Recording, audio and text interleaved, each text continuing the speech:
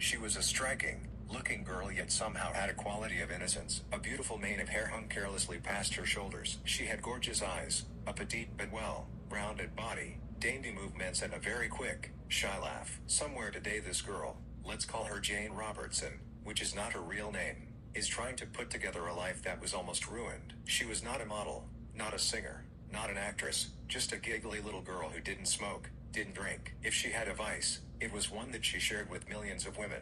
A total infatuation with Elvis Presley. On most occasions when Elvis played the Sahara Club Casino in Lake Tahoe, Jane and her mother would come in to see the show. One night, in the spring of 1971, her fidelity as an Elvis fan paid off beyond her wildest dreams. She was singled out of the audience by Elvis to be his companion. Just as simple and breathtakingly unbelievable as that. It was Elvis's last number. He looked stunning that night. A 36-year-old Adonis, arrogantly standing in the spotlight, orchestrating the audience with a tiny flicker of his bejeweled fingers. His mouth was sensuously pouting the words of his closing noom.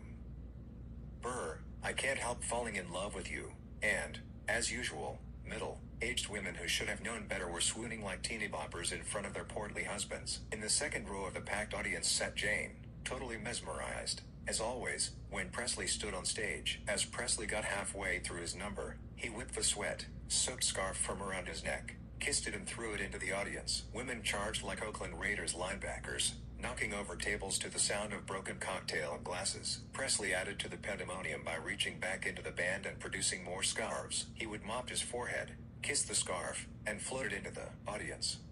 The pandemonium that followed was unbelievable, as middle-aged ladies waged tug-of-war battles over scarves with the man's perspiration on it. Jane just sat there in the second row, sighing. She did not get a scarf that night, but she did get something else. Some very admiring glances from Elvis Presley. Every time he came to the edge of the stage, he would turn and wink at her. Jane was flabbergasted, but she didn't read too much into it. Why would he be attracted to her, with all his women? As the show ended, Jane almost thought she saw Presley half wave to her. Impossible. She was drained of emotion. The show was over. It had been fantastic. Now for a night sleeping in the car before beginning the long trip home. Elvis was not the only one giving her the eye that evening. From offstage she received some very admiring glances from bodyguard Sonny West, a man not unused to the beauty of ladies at an Elvis performance. Also backstage with Sonny was Joe Esposito. Esposito, along with Dave Hebler, was one of the few non-Southerners in Elvis's entourage. Esposito was a fast-witted man from Chicago who had a reputation of being able to get things done quickly and smoothly. A taste for sharp clothes and a passion for diamonds caused the Memphis boys to call him Diamond Joe, a name that Esposito seemed to revel in. Esposito had met Elvis in the army and had been with him on and off ever since. He had a keen eye for anything that would please his boss and, for his trouble, was the first member of the Presley entourage to be put on the regular payroll. He was Presley's most valued aide-de-camp. What Joe and Sonny were looking at in Jane Roberts' son was something that sure would please their boss. She simply oozed beauty and self-conscious sex appeal. Not an ounce of makeup or lipstick on her face. She was really something else. As the show finished to thunderous applause and loud squeals, Sonny and Joe raced around to where Presley would leave the stage. The three of them got into the elevator that would take them to the master dressing rooms in the basement. Presley was drenched with perspiration and his chest was heaving. He had put every ounce of energy into the show. Good show, said Sonny. You really turned him on. Elvis nodded thanks, but his mind was somewhere else. Goddamn, man. Did you see that gal sitting there in the front of the audience? Hell, that was some good-looking piece of woman. Who is she?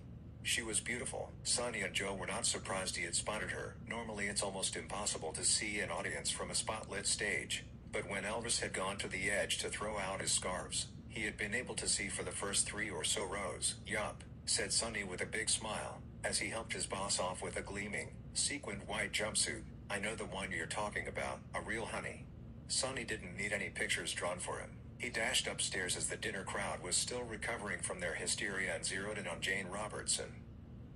Hi, hon, Sonny said. Do you want to meet Elvis? I'm Sonny West and I work security for Mr. Presley. I would be very happy to introduce you to him. The response was to be expected. Oh, come on, replied Jane, not unfamiliar with lines used by men on the make. You're kidding me. Sonny flashed a big charming smile. Nope, hon. Here's my identification. I work for Mr. Presley. I would be very happy to introduce you. Come on. He's upstairs in his room. I'll take you all right on up. Elvis was in the inner dressing room changing, So Sonny introduced her around. She exchanged small talk with Sonny and Joe on how much she'd enjoyed the show. She told them she had been an Elvis fan ever since she could remember being able to listen to music. She laughed and giggled shyly. Then Elvis materialized from the inner dressing room, and Sonny thought Jane was going to collapse. She had this great laugh, a beautiful shy personality. Boy, she was a looker. When meeting a new girl, Elvis very rarely changes his line. He comes on very quiet, very attentive, very considerate. He turns on the little,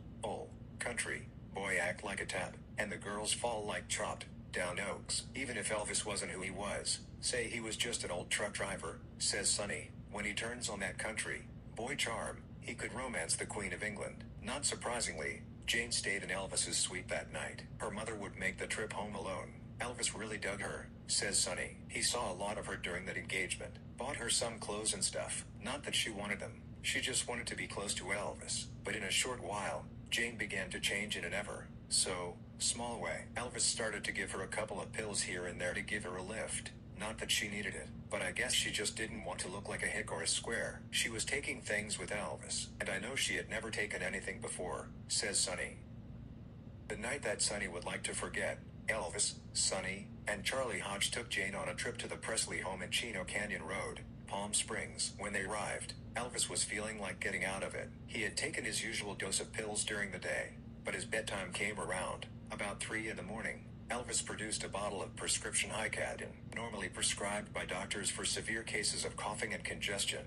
Hicadin in large quantities is a dangerous narcotic. Elvis would get out of his gourd on that stuff. Sonny recalls, I've tasted it. Yuck. That night Jane took a little swig. More giggles. Toward 4 a.m., the two of them were nodding off, giggling, stumbling and slurring their words in happy unison. Then they went to bed. The swigging of the Hicadin continued. The two of them could be heard giggling and laughing inside the master bedroom. The next day, Sonny had planned to force Elvis to take some sun. He was awful white looking, so we wanted him to get a tan to make himself look healthier. The entourage woke around 11 in the morning. Sonny and Charlie read the papers, waiting for their boss to rise from his heavy night. Noon came and went, recalls Sonny. Normally someone would have taken up his breakfast, but this day they didn't, and it's now getting on for 1 o'clock. I casually asked whether anybody had checked on Elvis. The point is that the fear of him taking an overdose is never far from our minds. Although he is very skillful when it comes to measuring out drugs, he knows those drugs better than a doctor. But on this morning he had miscalculated. Sonny wandered back to the master bedroom to check. He went through the first door and then banged on the second door, which opened into Presley's suite. You getting up, boss? What do you want for breakfast? I'll fix it. Silence. Hey, Elvis. Boss, you there? No answer. Sonny's heart started to pump. Jesus. He opened the door. Elvis was sprawled across the bed sideways. Inside the bedroom, the temperature is way down. It's freezing. He would keep that room temperature down so low you could hardly stand it. Sonny ladies. I dashed over to Elvis. Boss, boss, boss. Come on, Sonny was screaming. Snap out of it. Boss, boss. He recalls that Elvis was taking long, deep breaths about 5 seconds apart. Sonny crawled across the bed to where Jane was lying naked under the bedclothes. Jane, hon. Come on, let's get up. Come on. Sonny will never forget what he felt then. Oh, man. This was it. The whole trip was over. I was sure that they had both bought it. I opened Jane's eyes. They were staring straight ahead like glass marbles. And there was that terrible gasp. She wasn't breathing properly. It was like a long, strangled half, groan, half, gasp. I then opened her eyelids again, and they were blank. I slapped her across the face, hard, a couple of times, but no reaction. Christ, I was scared. I yelled out to Charlie Hodge, Charlie, you better get a doctor here quick. Elvis and his gal here are out of it real bad. 99. Within minutes, a doctor, whom we will call X, arrived at the house on Chino Canyon Road. By this time, Elvis had started to come around. Dr. X took one look at the girl, checked her pulse, her breathing and her eyes, and said, we've got to get an ambulance up here. This girl is dying. We can't waste any time. Elvis was still staggering around like a drunken sailor. He told the doctor, come on, doc, she'll be okay. Just give her a shot of Ritalin. I'm telling you she'll be okay. Sonny was getting exasperated. Here they had a girl dying on their hands, and Elvis is telling the doctor what to do. Man, I was hot. I could have smacked him right in the mouth. Damn fool telling the doctor his business. Dr. X was obviously extremely concerned. Elvis started to argue with him. It's just too much Hicadin. That's all. She was drinking the damn stuff like water. Just give her a shot of Ritalin and she's gonna be okay. Dr. X cut him short. No, We're getting her in an ambulance and straight to emergency. Within minutes the ambulance sped to the house. Charlie Hodge and Sonny followed the ambulance to the hospital. They pumped her stomach, hooked her up to machinery and everything, says Sonny. Charlie Hodge looked at her, glanced back to Sonny and said, "Man, she looks like she ain't gonna make it." Sonny looked at the ground, and for a moment he thought he was going to cry. Dr. X came across to them. "This girl is in bad shape. I'll be honest. I can't promise anything. Why don't you go back to the house, and I will call you if there is any change." Sonny and Charlie drove home in silence. Elvis was beginning to snap out of it. He had popped some Ritalin. "Any change?" he said in a flat monotone. "No," said Sonny gravely. Charlie chipped in. "The doctor doesn't know if she is going to live or die." Elvis frowned. "I told that girl not to drink that much. She was whacked." He then went into the bedroom to make an important telephone call. Sonny was getting angry. Here was a girl dying on them, and within seconds Elvis was telling everybody it had nothing to do with him. "I don't care how he cuts it," said Sonny. "It was his bottle of drugs." That little girl had never even touched a glass of champagne, and now because of him, she's battling for her life in the hospital, and all he can do is tell the doctor what to do and then tell us it is all her fault. Goddamn. He is a son of a bitch. At about 7 that night, Charlie Hodge got the call from Dr. X. "She is starting to come out of it. She just might be okay. I can't promise anything, but we're doing our best," he told Charlie. "Why don't you drop by the hospital?" Charlie and Sonny jumped into the car and were there within minutes. "We went into the intensive care unit," Sonny recalls. "There were 4 or 5 beds in there. Jane was the only patient. She looked awful. Her eyes were closed. I think she is going to be okay," Dr. X said. "It looks like she is coming out of it. She is going to live." Sonny's skin crawls when he thinks of what happened next. He went across to her and touched her arm. "Jane," he whispered softly. She opened her eyes and suddenly, Sonny remembers, she came off that bed like a wild animal. She was hissing like a goddamn mountain lion, snarling like a wild beast. H, like that. "Wow, I got scared." Sonny threw an alarmed glance at Dr. X, who explained, "She doesn't know where she is. Is she okay?" Sonny asked, "Is she gonna be okay?" "Well," said the doctor, "we don't know how she is affected by it. We don't know how much oxygen was stopped. We can just do our best and hope." Jesus, thought Sonny. What if this little girl is turned into a vegetable just because of some crazy stunt back there in Chino Canyon? As Sonny and Charlie left the hospital, Sonny remembers that Jane was still having trouble breathing. She needed oxygen. Elvis was sitting in the lounge room of a Chino Canyon home. "She's gonna be alright, I think," Sonny said sullenly. "But she just might never be the same again. She was hissing at me like a damn cat. She didn't recognize me." Elvis was off again on his own trip. All he said was "man." Sonny doesn't remember his ever making a telephone call to Jane, ever visiting her or even acknowledging her existence for a long time. Someone else was doing the worrying. The person to whom Elvis had made the important telephone call was a man he often turned to at a time of trouble. Elvis always turned to him when he got involved in something he couldn't handle. Sonny remembers, the hospital bill was paid for. She was flown back home.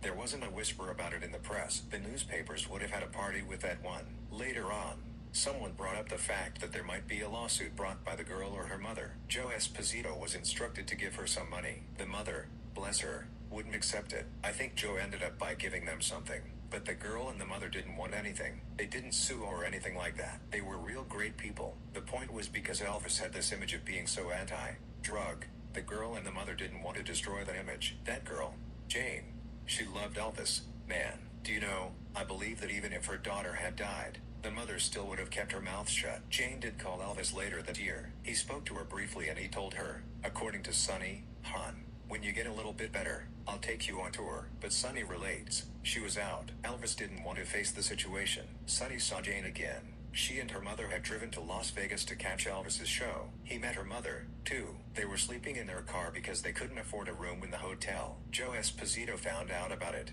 picked up the tab, and put them up in a guest room at the Hilton. When I spoke to her, she had tears in her eyes. "Sonny, don't you know I don't hold it against him? He didn't do anything. It was all my fault." There she was taking the rap for the whole thing. He did get her to drink it. He was the king. Anyone would do anything to please him. Then Sonny grows sad. Man, it was all over for that little girl. Her face never lit up anymore. Whatever happened back there to her when she overdosed, it had affected her whole personality. She was a different person. There wasn't that shy giggle, that easy laugh anymore. She seemed to be deep and quiet and introverted. I'm no doctor, but that experience just turned her completely around. And yet all she could talk about was Elvis. There was a genuine love there. I never heard Elvis talk about her again. By 1971, Elvis was a changed guy. He was no longer the shy, fun, loving kid from Memphis. No, he was just living for himself and all that damn junk he took. He was like a walking drugstore.